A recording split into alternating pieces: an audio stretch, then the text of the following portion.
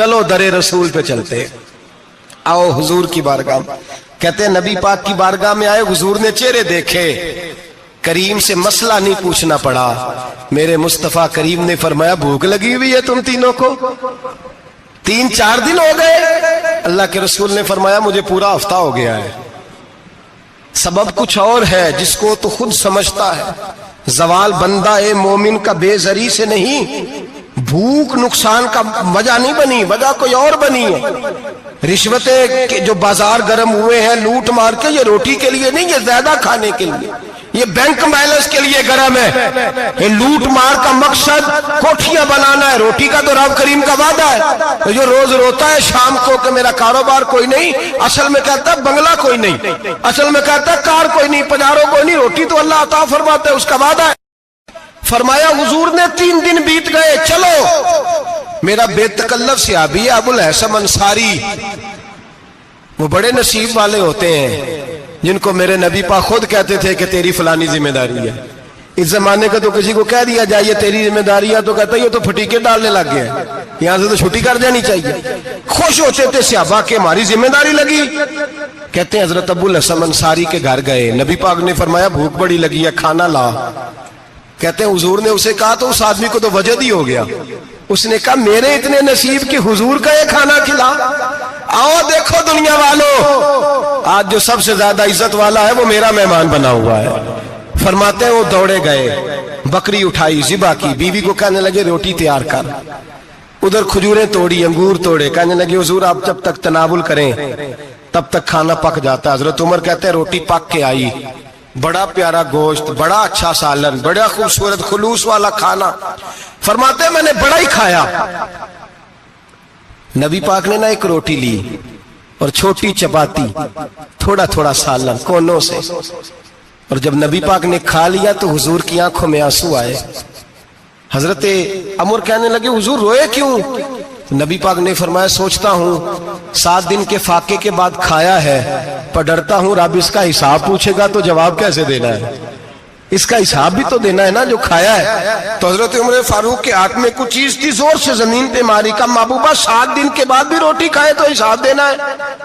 نبی پاک فرمانے لگے عمر وہ مالک ہے نا، تو جب دیتا ہے تو حساب نہیں لے سکتا، حساب تو دینا ہے، حساب تو دینا ہے، تیاری رکھو۔ صحابہ کرام فرماتے ہم نے ارادہ کیا کہ آج کے بعد ہم پھر فاقے کریں گے، کم کھائیں گے، اس لیے کہ حساب دینا ہے۔ میرے بھائی وہ فاقہ کشی کرتے تھے، ڈرتے تھے۔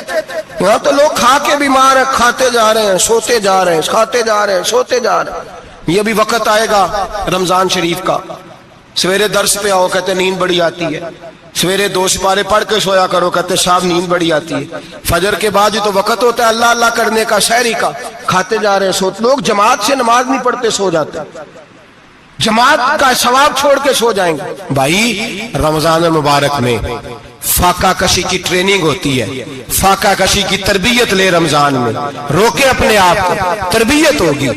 اور ہمارے صوفیاء فرماتے ہیں جو زیادہ کھاتا ہے اس کا نفس اس کو زیادہ پہ مائل کرتا ہے، خواہشات نفس پیدا ہوتی ہیں۔ میرے نبی پاک علیہ السلام نے جوانوں کو حکم دیا ہے یا معاشر الشباب، او جوانوں، یا رسول اللہ کیا حکم ہے؟ فرمایا یا نکاح کر لو اگر طاقت ہے، نہیں طاقت تو روزے رکھو۔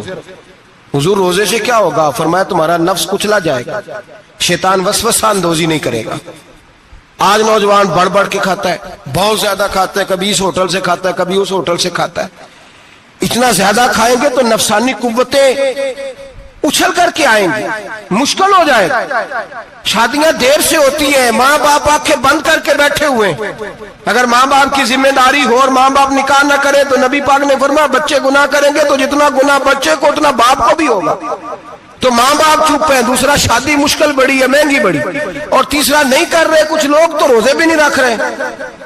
تو رمضان ان کے لیے بھی وقت ہے، نفسانی قوتیں کچلی جائیں گی، کھانا جتنا کم کھایا جائے گا اتنا وجود کے اندر نفسانی خواہشات کم پیدا ہوں گی۔ تو رمضان تو پریکٹس ہے مجاہدے کی، دین کی۔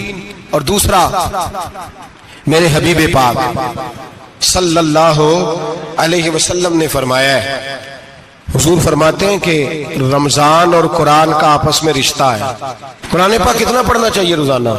زیادہ سے اللہ جزا دے، امید ہے آپ زیادہ سے زیادہ ہی پڑھتے ہوں گے۔ भाई सुने, हदीस मुबारका में नबी पाक ने फरमाया रमजान और कुरान दोनों मिल के ना, बड़ी प्यारी हदीस है, फरमाया दोनों मिल के अल्लाह की बारगाह में मेरी उम्मत की सिफारिश करेंगे। रमजान और अल्लाहु अकबर। किस तरह? नबी पाक फरमाते हैं रमजान कहेगा ए अल्लाह दिन के वक्त मैंने इसे तेरी रजा के लिए खाने पीने से बाज रखा, और कुरान कहेगा या अल्लाह रात को तेरी रजा के लिए खड़ा होकर ये कुरान सुनता था। रमजान और कुरान दोनों सिफारिश करेंगे। हम ना बड़ा कुछ पढ़ते हैं, सुनते हैं, सीखते हैं। अब यकीन करें ये खाते भाई का भाई से इख्तलाफ हो जाए ना तो वो 30 साल पुराने खाते खोल के ले आता है, सारी रात ढूंढता है कि मेरे पैसे कहां से निकलते हैं, पढ़ लेता है। कुरान पाक की बारी आती है तो नहीं पढ़ते कुरान पाक। अब्बा जी का खत्म होता है तो मांगते फिरते हैं, कहते 2 कुरान पाक 10 कुरान पाक। ये बातें बतानी नहीं चाहिए, करनी नहीं चाहिए, लेकिन चूंकि तरबियत के लिए बैठा हूं तो कर देता हूं। मेरे शागिर्दों से पूछें, यहाँ मदरसा है अल्हम्दुलिल्लाह, दर्जनों तलबा है, असातिज़ा है, मेरे पीर भाई हैं, और मेरा ये दावा है कि शायद कोई किसी से इतना प्यार करता हो जितने मेरे शागिर्द और मुरीद मुझसे करते हैं। लेकिन मैंने कभी किसी से नहीं कहा कि जरा सूरत फातिहा पढ़ के देना, मैंने अपने अब्बा जी को सवाब देना है। पूछ लें किसी से नहीं कभी कहा, कभी नहीं मैंने कहा कि जरा मुझे थोड़ा सा कुरान पढ़ दे। मैं इसको नाजायज नहीं कहता, पढ़वाना चाहिए, लेकिन मैं अपने वालिदैन के लिए कभी सवाल नहीं करता कि मुझे जरा पढ़ के दो, मैंने बख्शना है, इसलिए कि मैंने जाती तौर पे रूटीन बनाई है। मैं समझता हूं कि कायनात के अंदर मेरे ऊपर जिन लोगों ने एहसान किए उनमें सबसे ज्यादा हिस्सा मेरे माँ बाप का है। मैं समझता हूं इस बात। कितना नालायक हूं मैं कि मैं 1 महीने में एक कुरान पाक भी पढ़ के उनकी रूह को इसाल नहीं कर सकता। मेरा ये तरीका है जाती, मैं कदगन नहीं लगाता, मेरा जाती तरीका ये अलहम्द से शुरू करो और 2 सूरतें छोड़ के कुरान पाक खत्म कर दो आखिरी, और फिर फलक और नास सूरतें साथ ले जाओ। यहां बैठ के साले सवाब नहीं करना, खत्म नहीं दिलाना, साथ ले जाओ, कब्र पे खड़े हो जाओ और फलक और नास सूरतें कब्र पे बैठ के तिलावत करो। और जो कुरान मजीद पढ़ा है उनकी रूह को वहां इसाल करो। ओ भाई, औलाद जब माँ बाप के लिए पढ़ती है तो उसे कहना नहीं पड़ता अल्लाह बख्श दे, इसलिए कि औलाद की नेकियां खुद ब खुद माँ बाप के खाते में जमा होती हैं, खुद नेकियां जमा होती हैं। मेरे भाई, तू बच्चों से ये तो मुतालबा करता है कि बेटा इस साल रमजान मुबारक में मेरे लिए सत्तू जरूर बनाना, फलानी चटनी जरूर तैयार करना, ये क्यों नहीं कहता बीवी से कि डिशे कम बनाना? तू भी बैठ के कुरान पाक पढ़, मैं भी कुरान पाक पढ़ता हूँ। इधर आओ बेटा, यहाँ बैठ के तिलावत करो, मैं भी करता हूँ। बेटी इधर आओ, बैठ के कुरान पाक पढ़ो। कितना वक्त लगता है? हाफिज और कारी और उलमा अगर पढ़े तो 20-25 मिनट लगते हैं कुरान पाक का सिपारा पढ़ने, और अटक अटक के पढ़ने वाला भी पढ़े तो 1 घंटा लग जाएगा। और मेरे नबी पाक सल्लल्लाहु अलैहि वसल्लम ने फरमाया जो कुरान पढ़ते हुए अटकता है अल्लाह उसे डबल सवाब अता फरमाता है।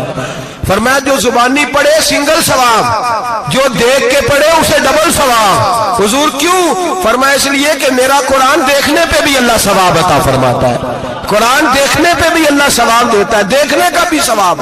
रमजान शरीफ में कुरान पाक पढ़े, खोल के पढ़े। और मेरे भाई, अगर तेरा बच्चा पढ़े, अगर तेरी बेटी पढ़े, कायनात का खुशनसीब बाप वो है कि बेटा कुरान पढ़े, चाहे नाजरा ही पढ़े, जिसकी बेटी पढ़े। जिंदगी में इन्हें इस काम पे लगा जाओ, मरने के बाद भी पढ़ेंगे। इमाम जलालुद्दीन सुयूती शाफई रहमतुल्लाह अलैह फरमाते, हजरत ईसा कब्र के पास से गुजरे, कब्र पे अजाब हो रहा था, अल्लाह का गजब बरस रहा था। जनाब ईसा इस्तिगफार पढ़ते डरते गुजर गए।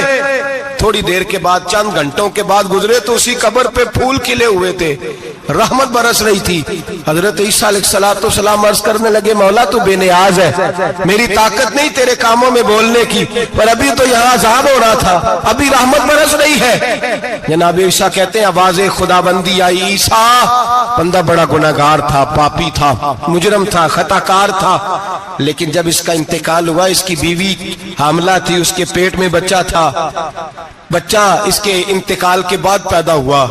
आज वो 4-4.5 साल का हुआ है, मकतब में गया है, मदरसा में गया है, उस्ताद ने बिस्मिल्लाह शरीफ पढ़ाई है। फरमाया उसने तोतली जुबान से कहा है बिस्मिल्लाहिर्रहमानिर्रहीम का, ऐसा मुझे बतला इस जमीन पर वो मासूम जिसे अभी रहमान और रहीम कहना नहीं आता, वो तोतली जुबान से मुझे रहमान और रहीम कहे और मैं उसी जमीन पे उसके बाप को अजाब दूं। فرمایا اس نے ایک بار رحمان اور رحیم کہا ہے، میں نے اس کی باپ کی قبر کو نور سے معمور فرما دیا ہے، نور سے بھر دی ہے قبر، برکت سے بھر دی ہے۔ اللہ کرے میرے بیٹے بھی قرآن پڑھے، اللہ کرے میری بیٹیاں بھی قرآن پڑھے، اللہ کرے ہم سب کی اولادیں قرآن پاک پڑھے۔ دیکھیں نا امام اعظم ابو حنیفہ رمضان میں 61 قرآن پاک پڑھتے تھے۔ کتنے؟ 60 ایک، اللہ اکبر۔ ایک قرآن پاک دن میں پڑھتے پورا، ایک رات کو پڑھتے، ایک تراویح میں پڑھتے، 61 قرآن پاک امام صاحب پڑھتے۔ آپ فرماتے میں نے چھوڑ دیے ہیں سارے وظیفے، میں صرف رسول اللہ کا قرآن پڑھتا ہوں۔ رمضان سارا قرآن پاک، سارا رمضان۔ اب تو عادت ہی نہیں رہی ہمیں قرآن پاک کی۔ اگر لوگ ناراض نہ ہو تو محفل نعت ہوتی ہے تو تلاوتیں کتنی ہوتی ہیں، اور نعتیں ہم نے ذوق ہی نہیں بنایا، ذوق ہی نہیں بنایا ہم نے تلاوت قرآن کا، اس لیے کہ قراء علماء فقراء ان کو ہم تیار ہی نہیں کر رہے، ہم تو ایکٹر پال رہے ہیں جو پیسے لیتے ہیں نعت خوانی کے، معاذ اللہ۔ او میرے بھائی، کیا قرآن میرے نبی کی نعت نہیں؟ حضرت عائشہ صدیقہ رضی اللہ تعالیٰ عنہ کے پاس صحابہ گئے، کہنے لگے اماں جی ہمیں نبی پاک کا اخلاق بتلائیں، تو اماں جی کہنے لگی جاؤ جا کے قرآن پاک پڑھو، کان خلقہ القرآن، سارا قرآن میرے نبی کے اخلاق کا ہی نام ہے، یہ ساری نعت ہے، یہ ساری نعت۔ اس نعت کو سننے لوگ کیوں نہیں آتے؟ اتنا رش میں اپنے نعت میں اتنا تراویح پہ کیوں نہیں ہوتا؟ اور ملت کا جوان یاد رکھے، بوڑھے تراویحاں پڑھتے ہیں، ضعیف تراویحاں پڑھتے ہیں، گھٹنوں میں درد ہے تراویحاں پڑھتے ہیں، بیمار بوڑھے تراویحاں پڑھتے ہیں، جوان وہاں چوک میں کھڑے۔ کیا جوانی اس لیے ہے چوکوں میں کھڑا ہوا جائے؟ کیا جوانی اس لیے ہے کہ سعودی عرب جانے کے لیے پاسپورٹ بنانا ہو تو 2.5 گھنٹے کھڑا رہے تو؟ شناختی کارڈ کے دفتر تو کھڑا رہے، پروٹیکٹر کے لیے کھڑا رہے، کافروں کے سامنے کاسا لیسی کرنے کے لیے تو کھڑا رہے، تو نوکری پہ جائے تو ساری رات کھڑا رہے، اور تو قرآن کے لیے کھڑا نہیں ہوتا؟ میرے محبوب نے فرمایا من قام ایمانا واحتسابا غفر له ما تقدم من ذنبه، فرمایا جو رمضان المبارک میں اللہ کی رضا کے لیے گناہوں کی معافی کے ارادے سے قیام کرے گا، راتوں کو عبادت کرے گا، اللہ اس کے پچھلے سارے گناہ معاف فرما دے گا۔ نوجوان ارادہ کریں، پروگرام بنائیں کہ انشاءاللہ قرآن پڑھنا بھی ہے، قرآن پڑھوانا بھی ہے، سننا بھی ہے، اور انشاءاللہ بولیے سننا بھی ہے اور پڑھنا بھی ہے اور پڑھانا بھی۔ ہمت کریں، دلیری کریں، آ کے کھڑے تو ہو، اللہ توفیق عطا کرے گا۔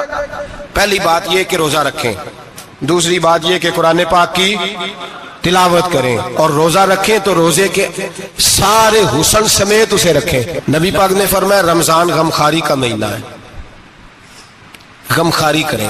ہمارے زمانے میں 2 قسم کی تکلیفیں ہیں، ایک تو غریب آدمی، اس کا حال یہ ہے کہ وہ مانگتے ہی گزارا کرنا چاہتا ہے، اس نے ہاتھ یوں کر لیا ہے تو اب اس کا یوں ہونے کو تیار نہیں۔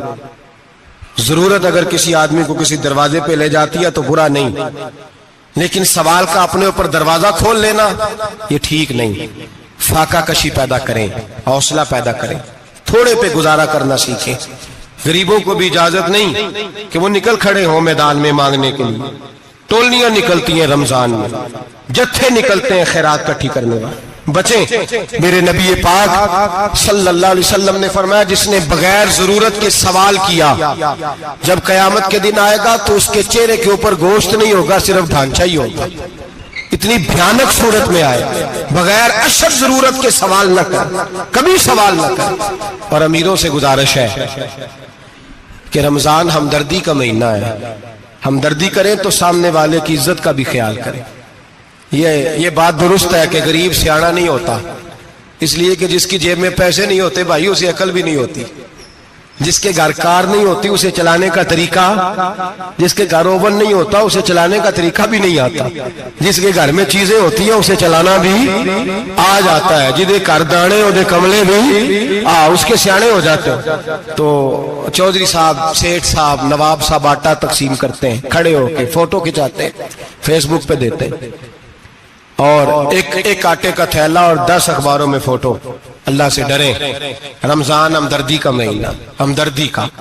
غریب کو دیں تو اس کی عزت کو رسوا نہ کریں، میرے نبی پاک علیہ السلام کے صحابی حضرت عبداللہ ابن عمر رضی اللہ تعالیٰ عنہ ڈھونڈ کے لاتے تھے مسکینوں کو، ڈھونڈ کے، اور جب لاتے تھے تو اپنے دسترخوان پر بٹھا کر اپنے ساتھ افطاری کرایا کرتے تھے.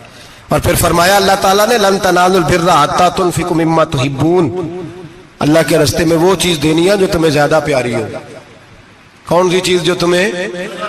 میں تھوڑا سا بے باک ہوں، بعض دوستوں کے ساتھ، سب کے ساتھ نہیں. ایک دوست مدرسے میں گھی دینے آئے ایک دفعہ، تو وہ والا گھی دے گئے جو سب سے سستا تھا. تو میں نے کہا مجھے دیانتداری سے بچائے، آپ یہی کھاتے ہیں گھر میں؟ کہنے لگے نہیں.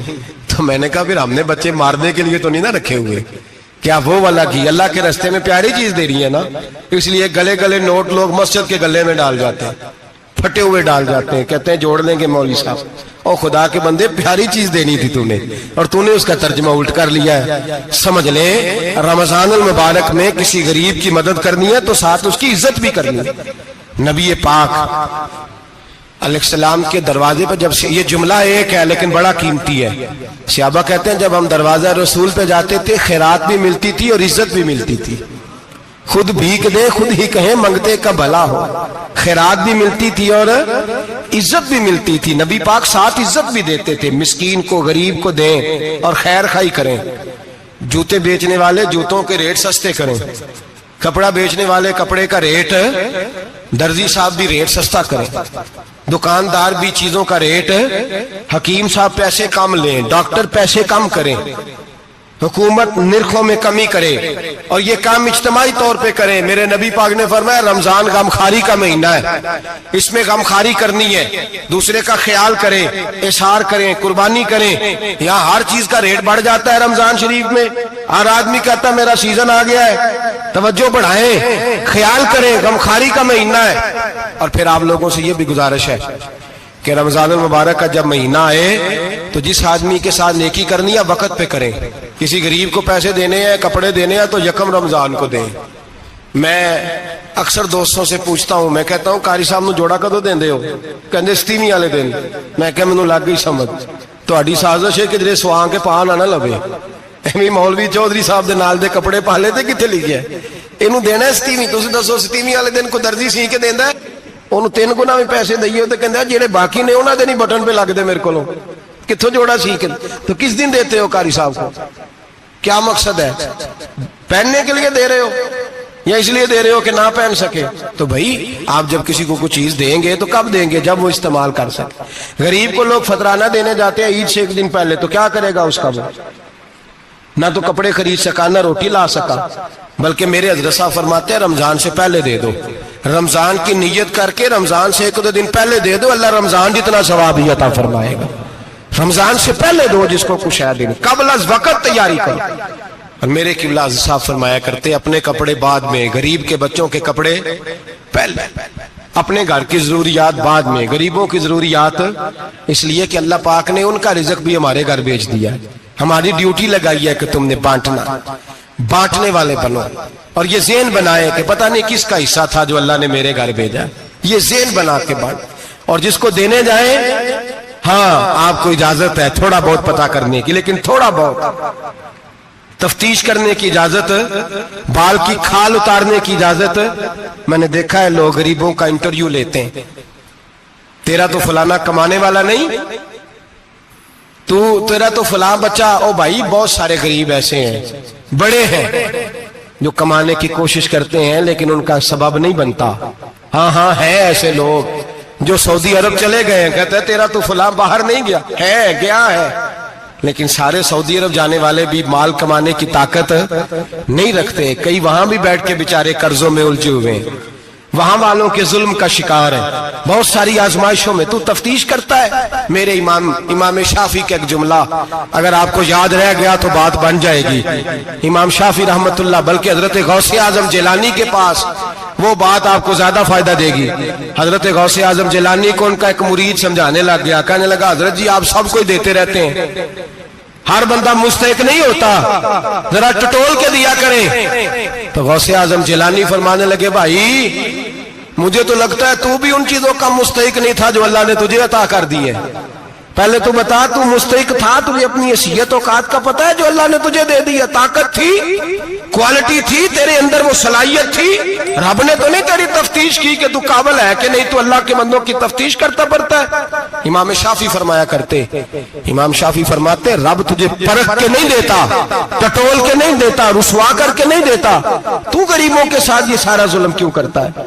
بس پتہ چل گیا وہ ضرورت مند ہے تو دے، اس لیے کہ اجر تجھے غریب نے نہیں دینا، اجر اللہ نے دینا ہے، اور اللہ اجر عمل پہ نہیں دیتا، اللہ تو نیت پہ اجر عطا فرماتا ہے۔ تو نیت دیکھ تیری کس طرح کی۔ تو میرے بھائی غریب کو دیں، قبل از وقت دیں۔ رمضان مبارک میں چوتھا کام، بات آخری اور چوتھا کام سنیں، رمضان میں دین سیکھیں۔ شیطان قید ہوتا ہے زیادہ سے زیادہ، اور جب آدمیوں کا پیٹ خالی ہوتا ہے نا تو ذہن جو ہوتا ہے نا وہ بھی اس کا فریش ہوتا ہے، اس میں کوشش کریں دین سیکھنے کی۔ میرے نبی کریم صلی اللہ علیہ وسلم نے اس دین کو علم کا دین قرار دیا ہے، شعور کا دین قرار دیا ہے، فہم کا دین قرار دیا ہے۔ نبی پاک صلی اللہ علیہ وسلم نے فرمایا ایک عبادت کرنے والا عشاء کے بعد کھڑا ہو اور فجر تک نماز پڑھتا رہے، ایک عالم دین عشاء پڑھ کے سو جائے، اٹھ کے فجر پڑھ لے، تو وہ 70 عبادت کرنے والوں کا درجہ زیادہ نہیں، عالم کا درجہ پھر بھی زیادہ ہے، اس عالم دین کا درجہ زیادہ ہے، اس لیے کہ وہ لوگوں کو آگاہی دیتا ہے، شعور بخشتا ہے۔ یہ دین جو ہے یہ، اور نبی پاک صلی اللہ علیہ وسلم نے فرمایا عبادت کرنے والے پر عالم کا درجہ اتنا ہی زیادہ ہے جتنا میرا درجہ اپنے غلاموں پر زیادہ ہے۔ عالم کو حضور نے اتنا بڑا مقام دیا، دین سیکھیں، شعور حاصل کریں، یہ فقاہت کا دین ہے، شعور حاصل کرنے کا دین ہے۔ اور نبی پاک صلی اللہ علیہ وسلم نے فرمایا دین کی ایک بات سیکھ لینا 1000 نفل پڑھنے سے زیادہ درجہ رکھتی ہے، دین کی ایک بات سیکھ لینا 1000 جنازے میں شرکت سے زیادہ درجہ رکھتی، دین کی ایک بات سیکھ لینا، میرے نبی پاک صلی اللہ تعالی علیہ وسلم ارشاد فرماتے 1000 مریض کی عیادت کرنے سے زیادہ درجہ رکھتی۔ فرمایا جس نے رات کے ایک لمحے میں دین کی ایک بات سیکھی، اللہ اسے ساری رات عبادت کرنے سے زیادہ ثواب عطا فرمائے گا۔ میرے ایسا فرمایا کرتے جب سیکھنے والے کو یہ ثواب ملے گا تو بتائیے سکھانے والے کو کتنا ثواب ملے، اسے اللہ کتنا درد۔ رمضان آ رہا ہے، شیطان قید ہے، دین پھیلانے کی کوشش کریں، جد و جہد کریں۔ بڑی نیند آتی ہے فجر پڑھ کے، لیکن اگر کسی کا ارادہ بن جائے کہ دین سیکھنا بھی ہے اور دین بچوں کو، تو پھر کوئی نیند غلبہ۔ ایک مثال ایک عالم نے سمجھائی، کوئی بزرگ تھے درویش عالم، ان کے پاس ایک عورت آئی، کہنے لگی میں بچوں کو سویرے بڑا جگاتی ہوں، بچے جاگتے نہیں نماز کے لیے۔ بڑا عجیب جواب دیا بزرگوں نے، درویش نے، عالم نے، کہنے لگے بی بی کیوں نہیں جاگتے، جگایا کر، بیدار کیا کر، اٹھایا کر۔ کہنے لگی بڑی جدوجہد کرتی ہوں، اٹھتے نہیں، بیدار نہیں ہوتے۔ اللہ والے تھے نا۔ کہنے لگے یہ بتا اگر اس کمرے میں آگ لگ جائے تو پھر بچوں کو کیسے بیدار کرے گی؟ آگ سے بچانے کے لیے کیا کرے گی؟ پھر تو بالوں سے پکڑ بھی گھسیٹنا پڑا تو گھسیٹ کے کمرے سے لاؤں گی، پھر تو چوٹیں لگتی ہیں تو لگ جائے، پھر میں پرواہ نہیں کروں گی۔ آپ فرمانے لگے یوں سمجھ لے جہنم کی آگ جل رہی ہے، اگر تیرے بچے نے نماز نہ پڑھی تو آگ لگ جائے گی، اگر اس نے عبادت نہ کی تو اسے آگ، اب جیسے بھی تجھے اٹھانا پڑتا ہے اٹھا